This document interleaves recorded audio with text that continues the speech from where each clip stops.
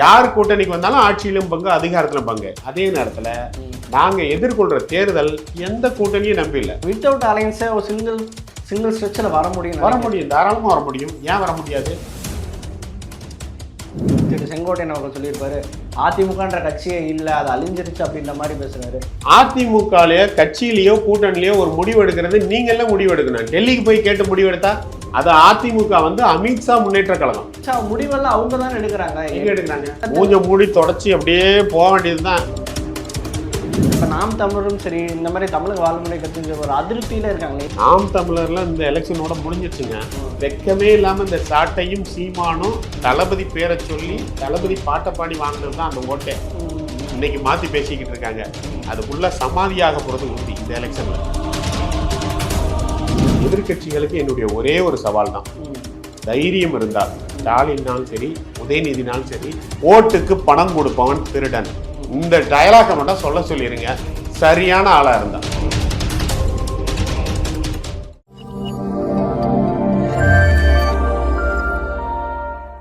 மாவட்ட செயலாளர் சாட்டை துறைன்னு பார்த்து நீ எங்க ஊருக்குள்ள உயிரோட போயிருவியா, இந்த மாதிரிலாம் வீடியோ போட்டிருக்காரு. அவனை வீடியோ என்ன வேணாலும் போட்டுக்கிட்டோம். ஏன் சாட்டை பேசாதா?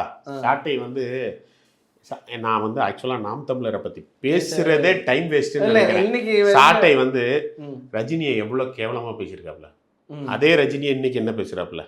அஜித்தை எவ்வளவு கேவலமா பேசியிருக்காப்ல, அதே அஜித்தை இன்னைக்கு எப்படி பேசுறாப்ல. விஜய் அவர்களை எவ்வளவு பாராட்டி பேசியிருக்காப்ல, இன்னைக்கு விஜய் அவர்களை எப்படி பேசுறாங்க. இவங்க ஒரு ஒட்டுண்ணீங்க. இவங்க அவங்களுக்கு தேவைங்கும் போது ஒட்டிக்குவாங்க, தேவையில்லாதங்கும் போது போய்கிட்டு இருப்பாங்க.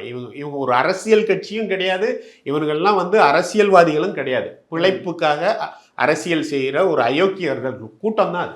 அப்படிதான் எடுத்துக்க முடியுது சார். அடுத்தபடியாக பார்த்தோம்னா இன்னைக்கு கட்சிகள் அவங்களோட தேர்தல் பிரச்சாரம் முன்னிட்டு வேகமாக போயிட்டு இருக்காங்க. இபிஎஸ்ஸாக இருக்கட்டும், முதல்வராக இருக்கட்டும், எல்லாருமே அவங்கவுங்க வேலையை கரெக்டாக வேகமாக போகிறாங்க. ஆனால் தாவேக சைடு கொஞ்சம் ஸ்லோவாக இருக்கிற மாதிரி மக்களுக்கு தோணுது. அதுக்கு அனுமதி கிடைக்கல, இந்த மாதிரி பல்வேறு காரணங்கள் சொன்னாலும் அடுத்தபடியாக சேலமில் அனுமதி கிடைச்சிருக்கு. அதுவுமே ஒரு 36 கண்டிஷன்ஸ் போட்டிருக்காங்க. 5000 பேர் தான் அவங்களுக்கு டோக்கன் கொடுக்கணும், இந்த மாதிரியெல்லாம் கண்டிஷன்ஸ் போட்டிருக்காங்க. அவங்களோட சேலம் மாவட்ட பிரச்சாரம் எப்படி பார்க்குறீங்க? இல்லை, ஆக்சுவலாக கை காலை கட்டி போட்டுட்டு சண்டைக்கு வாடான்னு கூப்பிட மாதிரி தான் இது. நீங்களே எல்லா விஷயமும் சொல்லிட்டீங்க. ஆக்சுவலாக அதுக்கு மேலே மக்கள் புரிஞ்சுக்கிட்டு இருக்காங்க. யார் விஜயண்ணாவை பொறுத்தவரை டெய்லி பிரச்சாரம் போகிறதுக்கு ஆசைங்க, டெய்லி மக்கள் சந்திப்பு நடத்தணும்னு ஆசைங்க. ஆனால் ப்ராக்டிக்கலாக இவங்க கொடுக்க மாட்டேங்காங்க, பர்மிஷன் கொடுக்க மாட்டேங்காங்க. கொடுக்க மாட்டேங்கிறது வெளில சொல்ல மாட்டாங்க. அதை எப்படி சொல்லுவாங்க? இப்போ கரூருக்கு ஏன் வரலன்னு கேட்பாங்க. அங்க கரூர்ல வரவிடாம பண்ணதும் இவங்க தான், வரவிடாம பண்ணுங்கிறதும் ஒத்துக்க மாட்டாங்க. ஆளுங்கட்சி எப்படி ஒத்துப்பாங்க? அதை செய்ய மாட்டாங்க. மறைமுகமா தானே அழுத்தமே கொடுப்பாங்க. இது மக்கள் புரிஞ்சுக்கிட்டு இருக்காங்க. இவங்க என்னமோ அந்த காலத்து அரசியல்வாதி மாதிரி நினைச்சுக்கிட்டு இருக்காங்க. அதான் நான் அப்போதே சொன்னேன்ல, இன்னொரு 20 நாள் எலெக்ஷன் டிக்ளேர் ஆயிடுச்சுன்னா சிங்கிள் விண்டோ நாங்க வெளியில பிரச்சாரம் பண்ண ஆரம்பிச்சிருவோம். அப்போ உங்களால ஒன்றும் பண்ண முடியாது. அப்போ தளபதி மட்டும்தான் தமிழ்நாட்டில் இருப்பார். நீங்க ஜீரோவா இருப்பீங்க. எலெக்ஷன்ல தளபதி சொன்ன மாதிரி ஒவ்வொரு பூத்துலையும் ஒவ்வொரு வீட்டில இருந்து விஜய் வெளில வர போறாங்க, ஓட்டு போட போறாங்க. 45% வாக்குகளை பெற்று இதுவரை சரித்திரம் காணாத ஒரு வெற்றியை பெற போறாரு. அன்னைக்கு நீங்க பாப்பீங்க. ஆனா அதுக்கப்புறம் திமுகங்கிற ஒரு கட்சியே இருக்காது. இப்படிதான் உங்க கருத்து. ஆமா சார், உங்களோட பிரச்சாரத்துக்கு சொல்லக்கூடிய கட்டுப்பாடுகள் எல்லாமே ஆல்ரெடி ஒரு துக்க சம்பவம் நடந்திருக்கு, அது நடக்காம இருக்கதான் இப்படி எல்லாம் பண்றோன்ற மாதிரி சொல்றாங்க. அந்த எஸ்ஓபி வழிமுறைகளும் இன்னும் ஸ்ட்ரிக்ட் ஆக்குனது காரணமே அப்படிதான் சொல்றாங்க. ஆனா உங்களுக்கு மட்டும் பண்றதா நீங்க அப்படி இமேஜின் பண்ணிக்கிறதா ஒரு கருத்து. சரிங்க, அதுக்கப்புறம் எத்தனை மீட்டிங் போயிருக்கு? அன்புமணி போயிருக்கிறாரு, இபிஎஸ் போயிருக்கிறாரு, ஏன் டிஎம்கே, உதயநிதி, ஸ்டாலின் எல்லாரும் போய்கிட்டு தானே இருக்காங்க. அவங்க கூட்டத்துக்கு மட்டும் எதை வச்சு நீங்க 1 லட்சம் பேர் 2 லட்சம் பேர் கூடுறதுக்கெல்லாம் அனுமதி கொடுக்குறீங்க? இதுவும் பிரைவேட் லேண்ட்ல தானே. முன்னாடி ரோட்ல அனுமதி கேட்டோம், இப்போ அது கிடையாது, பிரைவேட் லேண்டு தான். பிரைவேட் லேண்ட்ல அதுக்கப்புறம் நாங்க ஒரு 50,000 பேர் ஈரோடு மாநாட்டை நடத்தி காட்டணும்ல, பாண்டிச்சேரி நடத்தி காட்டணும்ல. அப்புறம் நீங்க விடணும்ல. ஆனா ஒண்ணு, நீங்க எவ்வளோக்கு எவ்வளோ எங்களை அழுத்துறீங்களோ அவ்வளோக்கு அவ்வளோ வேகமா வளருவோம். அதனால மக்கள் எல்லாத்தையும் பார்த்துக்கிட்டு இருக்காங்க, புரிஞ்சுக்கிட்டு இருக்காங்க. திமுக இவ்வளவு ஒரு கேவலமான கட்சி, கேவலமா தான் நடந்துகிட்டு இருக்காங்க. சார், ஒரு 5000 பேருக்கு அனுமதினா அது எப்படி பிரச்சாரமா இருக்கும் சார்? அது உங்களோட கட்சி மீட்டிங் மாதிரி தான். நிறைய என்ன பண்ண முடியும்? இல்லை நீங்கள் இதை கொஸ்டின் பண்ணுறதுனால நாங்கள் என்ன பண்ண முடியும்? எங்கள் கையெறி நிலையில் இருக்கிறோம். Okay okay. கொடுக்கறது தான் பண்ண முடியும். தளபதி எப்போதுமே பொறுமையானவர், எல்லாத்தையும் பொறுமையாக ஹேண்டில் பண்ணுவார். எல்லாத்துக்கும் result will speak. 2026 Thalapathy CM ஆவார். அந்த ரிசல்ட்டு தான் அவங்களுக்கு பதில். கண்டிப்பாக சார். உங்களுக்கு இருக்கிற ப்ரெஷர் வந்து மக்கள் யாரும் பார்க்கலன்னு உங்களுக்கு தோணுதா? ஏன்னா இவ்வளோ தூரம் அழுத்துறாங்க. இல்லை, மக்களுக்கெல்லாம் நல்லா தெளிவாக இருக்காங்க. மக்கள் எல்லாருக்கும் தெரியும். ஏங்க ஒரு விஷயம் தாங்க, நல்லா புரிஞ்சுக்கோங்க. மக்கள் சந்திப்பு எங்களுக்கு, நான் அப்போ சொன்ன மாதிரி தான், தளபதிக்கு டெய்லி போகணும்னு ஆசை. ஆனால் கிடைக்காது, கிடைக்க விட மாட்டாங்க. ஆனால் இந்த மீன் டைம் இது எல்லாமே ஒரு கம்யூனிகேஷன் தானே. ஒரு காலத்தில் வந்து தெருமுனை கூட்டம் போட்டு பேசினாங்க, ஒரு நாடகத்தில் பேசினாங்க, அப்புறம் தூர்தர்ஷன் டிவியில் பேசினாங்க, அப்புறம் எல்லா கட்சிக்கும் ஒரு பேப்பர் வச்சுக்கிட்டாங்க, அப்புறம் எல்லா கட்சிக்கும் ஒரு டிவி வச்சுக்கிட்டாங்க. இப்போ காலப்போக்கத்தில் அது எல்லார் கையிலையும் இப்போ மொபைல் ஃபோன் வந்துருச்சு, சமூக வலைதளம் வந்துருச்சு. தளபதி ஒரு விஷயம் சொன்னால் வித்தின் 5 minutesல போய் உலகத்தில் உள்ள எல்லா தமிழர்களையும் அது ரீச் பண்ணுது. எங்கள் விஷுவல் சின்னெல்லாம் வந்த 5 நிமிஷத்தில் வேர்ல்டு ட்ரெண்டிங் ஆச்சு. அதனால இது ஒரு கம்யூனிகேஷன் தான். சந்திப்புங்கிறதே அந்த கம்யூனிகேஷன் நடந்துக்கிட்டு தான் இருக்கு, இன்னைக்கு வர நடந்துக்கிட்டு தான் இருக்கு. ஆனா இப்போ ஒரு மக்களை சந்திக்காம இருக்கிறது ஒரு கேப்ல இந்த மாதிரி உங்களுக்கு புரியுது? மக்கள் தினம் மக்களை பத்தி சிந்திச்சுக்கிட்டே தான் இருக்காரு. மக்கள் எங்க தளபதியை பத்தி சிந்திச்சுக்கிட்டு தான் இருக்காங்க. மக்களுக்கு ஏன் தளபதியை வெளில விட மாட்டேங்காங்கிற ஆதங்கம் இருக்கு. அந்த ஆதங்கத்துக்கு 26ல பழி தீர்ப்பாங்க. சரி, இப்ப மக்களோட ஆதரவு எப்படி இருக்குன்னு நினைக்கிறீங்க விஜய்? அமோகமா இருக்கு, அமோகமா இருக்கு. இவங்க எல்லாம் ஒரு நேரேட்டிவ் செட் பண்றாங்க. அவங்க ஆளாளுக்கு ஒரு தேர்தல் கணிப்பெல்லாம் போட்டு 234 தொகுதியிலையும் 2026ல் மிகப்பெரிய அளவில் ஆதரவு கிடைக்க போகுது.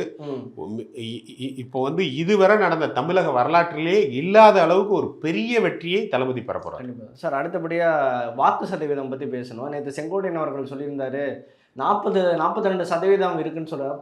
பட் பல்வேறு கட்சியினர் கிண்டலாக பார்க்குறாங்க. புதுதாக ஆரம்பிக்கப்பட்ட கட்சி இன்னும் ஒரு தேர்தல் கூட இல்லை, 42 எப்படி சொல்கிறீங்க? வேணா 100 எடுத்துக்கோங்கப்பா, எதுக்கு தேர்தல், நீங்களே போய் முதல்வர் சீட்டில் உட்காந்துக்கோங்க, இப்படிலாம் ரொம்ப நக்கலாக பேசுகிறாங்க. இது எப்படி பார்க்குறீங்க? பேசட்டும், அவங்க பேசுகிறத நம்ம தடுக்க முடியாது. பேசுகிறவன் பேசிக்கிட்டே தான் இருப்பான். அதே மாதிரி வாக்கு சதவீதங்கிறது அன்டெஸ்டட் அதெல்லாம் சொல்லிக்கிட்டு இருக்காங்களே. இந்த ஒரு காலேஜ் முடிச்சுட்டு பசங்களை ஃபஸ்ட்டு வேலைக்கு போகும்போது உனக்கு வந்து எக்ஸ்பீரியன்ஸ் இருக்கான்னு கேட்குற மாதிரி தான் நான் இதை பார்க்குறேன். எங்களுடைய அனுபவம், நான் வந்து இதை பார்த்துக்கிட்டு இருக்கவங்களுக்கு சேர்த்து சொல்கிறேன். நீங்கள் ஒரு 10 பேரை போய் பாருங்கள், அனானிமஸாக நீங்கள் யாருக்கு ஓட்டு போட போகிறீங்க அப்படின்னு கேளுங்க. அதில் 7 பேர் 8 பேர் நாங்கள் டிவிகேக்கு தான் ஓட்டு போட போகிறோம்னு சொல்லுவோம். அது மட்டும் இல்லை, டிஎம்கேக்கு ஓட்டு போட போகிறேன்னு ஒருத்தர் சொல்கிறான் அப்படின்னா நான் டிஎம்கே அப்படிமா, இல்லைன்னா எங்கள் அப்பா காலத்துலேருந்து எங்கள் தாத்தா காலத்துலேருந்து நாங்கள் ரெட்டலை அப்படிமா. டிவிகேக்கு ஓட்டு போடுற ஒவ்வொரு இளைஞனும் ஒவ்வொரு மகளிரும் எங்கள் வீட்டில் 40 ஓட்டு இருக்குது, எல்லாமே எங்கள் அண்ணனுக்கு தான் அப்படி சொல்லுவாங்க. வேணா செக் பண்ணி பாருங்கள். இந்த மாதிரி நீங்கள் செக் பண்ணி பார்த்தா தெரியும். ஏன்னா தளபதி வந்து ஒவ்வொரு வீட்லேயும், அவர் இப்போ மாநாட்டில் சொன்ன மாதிரி தான், ஒவ்வொரு வீட்லேயும் போனதுக்கு அப்புறம் தான் வந்து கட்சியே ஆரம்பிச்சிருக்காரு. Emotional connect. எங்கள் அண்ணன், என் பையன், என் தம்பி, என் பசங்களுக்கு தாய் மாமன், அந்த கனெக்ட். அதுக்கப்புறம் தான் அப்பா சுப்பாலாம் வந்துக்கிட்டு இருக்காரு. அதனால இந்த விஷயங்கள்லாம் நீங்கள் என்ன வேணாலும் கிண்டல் பண்ணிக்கோங்க. நான் சொல்கிறேன், 45லேருந்து 50% வாக்குகளை பெற்று பெருவாரியான ஓட்டு வித்தியாசத்தில் தளபதியும் ஜெயிப்பார், தமிழக வெற்றி கழகமும் மிகப்பெரிய நம்பர் ஜெயிக்கும். சார், இப்போ விஜய் அவர்கள் ஒரு அனுமானம் போயிட்டு இருக்கு, இந்த தொகுதியில் நிற்பார், இந்த தொகுதியில் நிற்பார். உங்களுக்கு என்ன தோணுது? இல்லை, அவர் 234 தொகுதியிலையும் விஜய் தான் நிற்கிற மாதிரி தான் நாங்கள் ஃபீல் பண்ணுறோம். ஏன்னா முன்னாடி சின்ன வர்றதுக்கு முன்னாடி உங்கள் சின்னத்தை கொண்டு போய் எப்படி சேர்ப்பீங்கன்னு நாங்கள், எங்கள் சின்னமே தளபதியோட ஃபேஸ் தான். அதனால தளபதி எங்க நின்னாலும் ஜெயிப்பாரு. அபிஷியலா அவரே அனௌன்ஸ் பண்ணுவார். ஓகே சார், இப்போ ரீசெண்டாக நேற்று ஒரு சம்பவம் நடந்திருக்கு, அது மிகப்பெரிய விவாத பொருளாக உள்ள இருக்குது. ஒன்றும் இல்லை, திரு ஜெகன்மோகன் ரெட்டியோட மேரேஜில் போய் அவர் அவங்க வீட்டு விசேஷத்தில் கலந்துருக்காரு. இதை நிறைய பேர் கிரிட்டிசைஸ் பண்ணுறாங்க. உங்கள் கட்சி தொண்டரோட கல்யாணத்தில் போயிருக்கீங்களா, ஒரு இறப்புக்கு வந்திருக்கீங்களா, முழுக்க ஒரு ஹை கிளாஸ் பீப்புள், ஒரு ரிச் பீப்புளோட மேரேஜில் மட்டுமே நீங்கள் போய் ஜாயின் பண்ணிக்கிறீங்களே, இது எப்படி பார்க்குறது? அடிமட்ட தொண்டனை பார்க்க மாட்டீங்களான்ற மாதிரி நேற்று இரவுலேருந்தே இந்த கிரிட்டிசிசம் போயிட்டுருக்கு. எப்படி பார்க்க? இதில் நான் 2 விதமாக பார்க்குறேன். நீங்கள் ஏன் வந்து வீட்டை விட்டு வெளில வர மாட்டேங்க, நீங்கள் ஏன் வந்து பிரச்சாரம் பண்ண மாட்டேங்க இப்படியும் கேட்பாங்க, பர்மிஷனும் கொடுக்க மாட்டாங்க. ஒரு விஷயம் அடிப்படை மக்கள் புரிஞ்சுக்கிட்டாங்க, எதிர்கட்சிகளுக்கும் தெரியும், உண்மை அதுதான். தளபதி எங்கே போனாலும் கூட்டம் சேரும். உங்களால் அதை கண்ட்ரோல் பண்ண முடியாது. ஒன்றுமே கிடையாது. முன்னாடி வந்து விஜய் அவர்கள் வந்தாதான் கூட்டம் அப்படின்றது. இப்போ வந்து டெய்லி தமிழகம் முழுவதும் பல்வேறு இடங்களில் தமிழக வெற்றி கழகம் சார்பாக பொதுக்கூட்டம் நடந்துகிட்டு இருக்கு. அவ்வளோ கூட்டம் வந்துகிட்டு இருக்கு. மற்ற கட்சிக்காரெல்லாம் காசு கொடுத்து கோழி பிரியாணி கொடுத்தாதான் கூட்டமே வரும். கட்சிக்காரனுக்கே காசு கொடுத்தாதான் வருவான். இங்க ஆர்கானிக்கா அவ்வளவு கூட்டம் வருது. ஒரு வாரத்துக்கு முன்னாடி இங்க வந்து விருப்பமனு கொடுத்தாங்க. விருப்பமனு எல்லாம் எந்த கட்சியிலையுமே இவ்வளோ இன்ட்ரெஸ்டா வந்து நான் பார்த்ததே கிடையாது. அவ்வளவு பேர் வந்தாங்க. தளபதி அப்படின்னாலே கூட்டங்கிறத தவிர்க்கவே முடியாது. அப்போ அவர்களுடைய பாதுகாப்பு முக்கியம். இதை நாங்க கரூர் இன்சிடென்ட்டுக்கு முன்னாடியே சொல்லியிருக்கோம். கரூர் இன்சிடென்ட்டுக்கு அப்புறம் கிடையாது. மதுரை மாநாட்டில் எங்களுடைய ஆதவ அர்ஜுன் அவர்கள் சொன்னாரு. என்ன சொன்னாரு? இந்த தமிழக அரசு எங்க அண்ணனை நாங்க எப்படி எல்லா இடத்துக்கும் கூட்டு போனோம், பாதுகாப்பா கூட்டு போகணும்னு எங்களுக்கு தெரியும். எங்க அண்ணனை பார்க்க வர்றவங்களை பத்திரமா பார்த்துக்க வேண்டியது தமிழக அரசோட கடமை. இதை வந்து எப்ப சொன்னது? மதுரை மாநாட்டில் சொன்னது. இதே தான் திருப்பி இதுக்கு நான் ஆன்சரா சொல்ல வரேன். எந்த இடத்துல பாதுகாப்பு இருக்கோ மக்களுக்கு, அவருக்கு இல்லை, அந்த விஷயங்கள் இயல்பா நடக்கும். இல்லாத இடத்துல அவங்கள தொந்தரவு பண்ணக்கூடாது. அதனால அவர் செய்ய மாட்டார். எப்போ நடக்கும்னா, ஆட்சி எங்க கிட்ட வரும்போது நாங்க எல்லாருக்கும் ஈவனா பாதுகாப்பு கொடுப்போம். அது எதிர்கட்சியோ ஆளுங்கட்சியோ எந்த பாகுபாடும் இல்லாம, அப்போ நீங்க சொல்ற எல்லாமே நடக்கும். அப்படிதான் எடுத்துக்கலாம் சார். அடுத்தபடியாக தமிழக வாழ்வுரிமை கட்சி தலைவர் திரு வேல்முருகன் சொல்லியிருப்பாரு, உங்க பாட்டை நாங்க ரசிக்கிறோம், டான்ஸ் ஆடுறோன்றதுக்காக நீங்க முதல்வர் ஆகணும்னு ஆசைப்படுவீங்களா, எப்படி இந்த ஆசை உங்களுக்கு வருது அப்படின்ற மாதிரிலாம் கேட்டிருக்காரு. ஒரு சினிமா நடிகர் உங்க டான்ஸ் ஆடுறதை பார்க்குறோம், நாங்கள் கிளாப் பண்ணுறோன்றதுனால உங்களுக்கு முதல்வர் ஆசை வந்துடுமா? அப்படி நீங்கள் என்ன வேலை பார்த்துருக்கீங்க, நீங்கள் ரோட்டுக்கு வந்து போராடி இருக்கீங்களா, இந்த மாதிரிலாம் ஒரு கேள்வி முன்வைக்கிறாரு. எப்படி இதை பார்க்குறீங்க? அவர் வந்து அவருடைய ஆதங்கத்தை கொட்டியிருக்காரு. அவர்கள்லாம் பதில் சொல்ல வேண்டிய அவசியமே நமக்கு கிடையாது. அவருக்கு பதில மக்கள் கொடுப்பாங்க. புரியுதுங்களா? இந்த கேள்விக்கு நீங்க என்ன பதில் சொல்லுவீங்கன்னு சொல்லுங்களேன். தளபதியோட இது வேற, வேல்முருகன் அவர்களோடது. வேல்முருகன் நிறைய வேலை பார்த்துருக்காரு. நான் அவரை குறைலாம் சொல்லலை. அதே நேரத்தில் அவருக்கு என்னன்னா, அந்த வயிறெரிச்சல் இருக்கு. இது இல்லாம திமுகவுக்கு சீட்டு கூட ஒரு சீட்டு வாங்கினா இந்த மாதிரிலாம் பேசினாதான் தருவாங்க. அதனால அது ஒன்றும் அதை ஸ்கிப் பண்ணிட்டு போக வேண்டியதான் அந்த மாதிரி பேச்சுக்கள் எல்லாம்.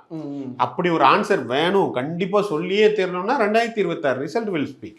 அப்படிதான் எடுத்துக்க வேண்டியதான். ஆனால் அவருக்கு இந்த மாதிரி இப்போ நாம் தமிழரும் சரி, இந்த மாதிரி தமிழக வாழ்முறை கட்சின்னு ஒரு அதிருப்தியில இருக்காங்க. ஏன் இருக்காங்க? அவங்க கட்சியினோட வாக்குகள் போயிடும் அப்படின்ற மாதிரி இருக்கலாம். ஓகே, நாம் தமிழர்லாம் இந்த எலெக்ஷனோட முடிஞ்சிருச்சுங்க. கடைசி வாங்கின ஓட்டு கூட மைக்க கொஞ்சம் எடுக்கவா அப்படின்னு தளபதியோட பாட்டை பாதி சாட்டையிலேருந்து வெக்கமே இல்லாம இந்த சாட்டையும் சீமானும் தளபதி பேரை சொல்லி தளபதி பாட்டை பாடி வாங்கினது தான் அந்த ஓட்டை. இன்னைக்கு மாத்தி பேசிக்கிட்டு இருக்காங்க. அதுக்குள்ள சமாதியாக போறது உறுதி இந்த எலெக்ஷன்ல. ஓகே சார், இப்போ அடுத்தபடியா அலைன்ஸ் பத்தி பேசியாலும் இன்னும் காங்கிரஸ் கட்சியினர் தாவேக கூட வருன்ற மாதிரி ஒரு கேள்வி. ஆனால் இன்னுமே அது நடக்கலை. அது எப்படி பார்க்குறீங்க? திமுக அலைன்ஸ் இல்லை, அலைன்ஸ் வந்து எங்களுக்கு வந்து ரொம்ப முக்கியம்லாம் கிடையாது. ஆக்சுவலாக ஃபர்ஸ்ட் மாநாட்டில் வந்து நம்மளை நம்பி வருவாங்கல்ல, அவங்களுக்கு வந்து பங்கு கொடுக்கணும்ல. ஆட்சியிலையும் பங்கு, அதிகாரத்திலும் பங்குங்கிறது எங்களுடைய பிரின்சிபிள். ஏன்னா இங்கே உள்ள கட்சிகள் வந்து கூட்டணி கட்சிகளை ஏமாத்திக்கிட்டு இருக்காங்க. அவங்களுடைய வாக்கு மட்டும் வேணும். அது 1000 வாக்கோ 5000 வாக்கோ 5 லட்சம் வாக்கோ அவங்களுடைய வாக்கு மட்டும் வேணும். ஆனால் கவர்மெண்ட் இவங்க மட்டும் ரன் பண்ணுவாங்க. இது வந்து தவறான ஒரு முன்னுதாரணம். அப்போ எங்களுடைய பிரின்சிபிள் வந்து யார் கூட்டணிக்கு வந்தாலும் ஆட்சியிலும் பங்கு, அதிகாரத்திலும் பங்கு. அதே நேரத்தில் நாங்க எதிர்கொள்ற தேர்தல் எந்த கூட்டணியும் நம்பி இல்லை. வந்தா சந்தோஷம், வரலட்டா ரொம்ப சந்தோஷம். அப்படிதான் சார். வித்தவுட் அலைன்ஸ் ஒரு சிங்கிள் ஸ்ட்ரெச்சில் வர முடியும், தாராளமா வர முடியும். ஏன் வர முடியாது? பல நிகழ்வுகள் இருக்குங்க. டெல்லியில அரவிந்த் கெஜ்ரிவால் எப்படி வந்தாரு, ஆந்திரால என்டிஆர் எப்படி வந்தாரு, எம்ஜிஆர் எப்படி வந்தாரு, எல்லா இடத்துலையும் உண்டு. அதனால நாங்க கண்டிப்பா சக்சஸ் பண்ணுவோம் சார். அதிமுக அலைன்ஸ் எப்படி பாக்குறீங்க? ஒன்றும் இல்லை, நேற்று வந்து நம்மளோட உங்க கட்சியில் இருக்கிற திரு செங்கோட்டையன் அவங்க சொல்லியிருப்பாரு, அதிமுகன்ற கட்சியே இல்லை, அது அழிஞ்சிருச்சு அப்படின்ற மாதிரி பேசுறாரு.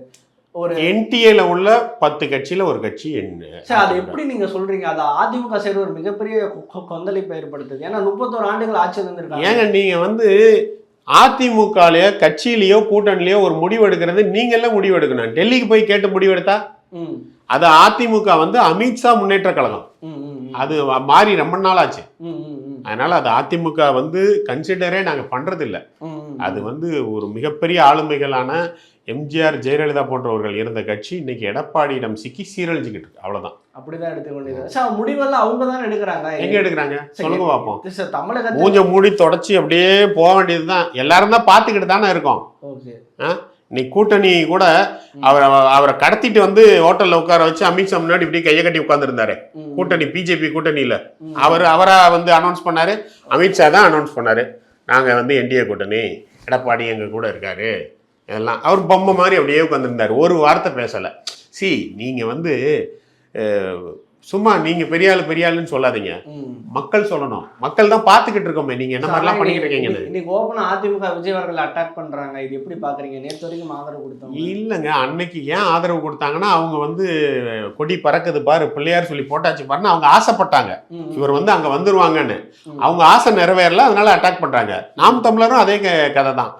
தம்பி வந்துருவாப்புல, தம்பியை நான் துணை முதல்வர் ஆக்கிடுவேன் ஆசைப்படுறது.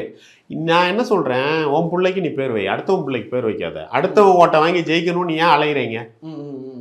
நாங்க வந்து கூட்டணி கூடாதுனோ கூட்டணி சேரக்கூடாதுனோ சொல்லலை, இயல்பா நடக்கணும். வராட்டாலும் பிரச்சனை இல்லை. அதுக்காக வந்து நீங்க வரலங்கிறதுனால சீச்சி இந்த பழம் புளிக்கணும், வந்தா வந்து இனிக்கணும் கிடையாது. கொள்கை ரீதியா எதிர்க்கிறத எதிர்த்துக்கிட்டு தான் இருப்போம். ஆனா இவங்க வந்து அவங்களுடைய சுய வெறுப்பின் பேரில் இவங்களே இதுக்கு முன்னாடி வேற பேசினாங்க, இப்ப வேற பேசுறாங்க. நான் அதனாலதான் அதை விமர்சனமே பண்றேன். சீமானும் சரி அதிமுகவும் சரி, அவங்க கூட்டணி வருவாங்கன்னு நினைக்கும் போது வேற பேசினாங்க, கூட்டணி வந்துட வச்சிருவாங்கன்னு நம்பிக்கையில வேற பேசினாங்க, இன்னைக்கு வேற பேசுறாங்க.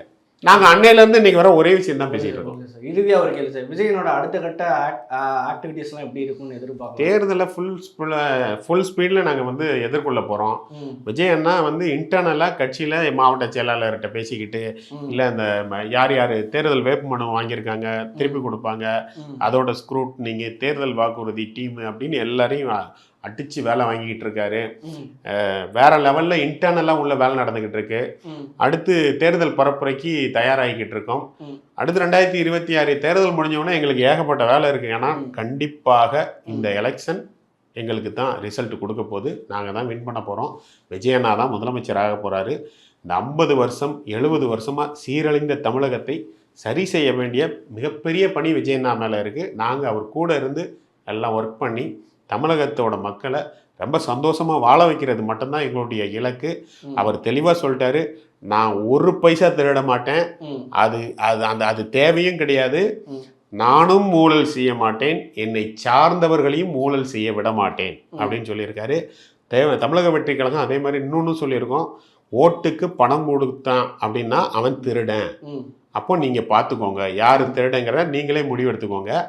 எதிர்கட்சிகளுக்கு என்னுடைய ஒரே ஒரு சவால் தான், தைரியம் இருந்தால் எடப்பாடினாலும் சரி, ஸ்டாலின்னாலும் சரி, உதயநிதினாலும் சரி, இல்லை யாருனாலும் சரி, நாங்களும் திருட மாட்டோம், என்னை சார்ந்தவர்களும் திருட விட மாட்டோம், ஓட்டுக்கு பணம் கொடுப்பவன் திருடன்.